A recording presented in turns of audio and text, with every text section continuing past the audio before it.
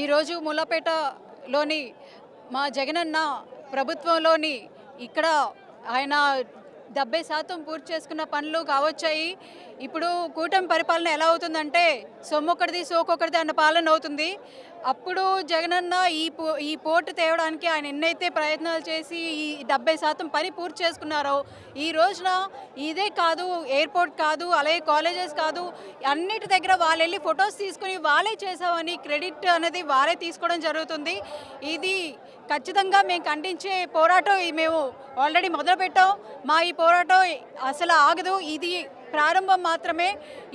ఈ గడిచే next elections లోపు మేము కూటమి ప్రభుత్వానికి గుండెల్లో వాళ్ళకి దడదడ లేపుతామని ఈ సభాముఖంగా మేము తెలియజేసుకుంటున్నాం.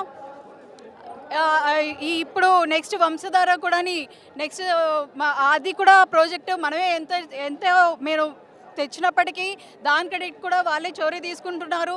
అలాగే ఎయిర్పోర్ట్ భోగపురం ఎయిర్పోర్ట్ కూడా తీసుకున్నప్పటికీ అసలు అప్పుడు ప్రముఖ పిఎం గారు మోడీ గారే మన ప్రియతమ ముఖ్యమంత్రి గారు అయినటువంటి మాజీ ముఖ్యమంత్రి అయినటువంటి జగన్మోహన్ రెడ్డి గారిని ఆయన చెప్పడం జరిగింది. ఆయన వల్లే ఇక్కడ ఎయిర్పోర్ట్ అనేది వచ్చింది, ఆయన కృషి వల్లే ఇది వచ్చింది, అది జరుగుతుందని చెప్పేసి చెప్పడం జరిగింది.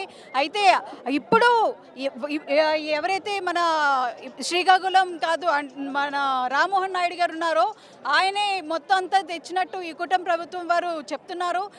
ఇకపోతే ఈ 22A అన్నది రిస్ట్రిక్షన్ ఏదైతే ఎత్తివేస్తున్నారో అందరికీ ఉపాధి కల్పించాలి, అందరికీ మంచి చేయాలని చెప్పి ఆ రిస్ట్రిక్షన్ ఏదైతే ఎత్తివేస్తున్నారో ఆ రిస్ట్రిక్షన్ ఎత్తివేయడంలో కూడా వీళ్ళు భూములు అమ్మకుండా ఉండాలని మేము శ్రీకాకుళం జిల్లా ఇక్కడ మూలపేట ప్రజలందరి తరఫున మేము విన్నవించుకుంటున్నాం.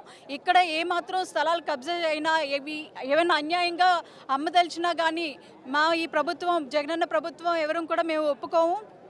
అలాగే నెక్స్ట్ మన పిహెచ్సిలు కావచ్చు, సిహెచ్సిలు కావచ్చు, అలాగే గవర్నమెంట్ హాస్పిటల్స్ కావచ్చు, ఉన్న 5 సంవత్సరాల్లో ఆయన చేసిన అభివృద్ధి అంత ఇంతని మనం చెప్పలేము.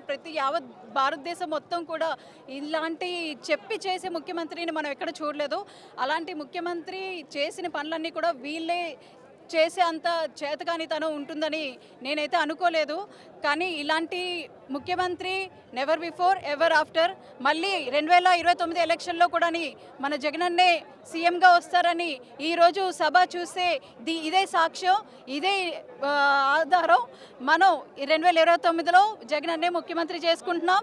జై జగన్, జై వైఎస్ఆర్సీపీ.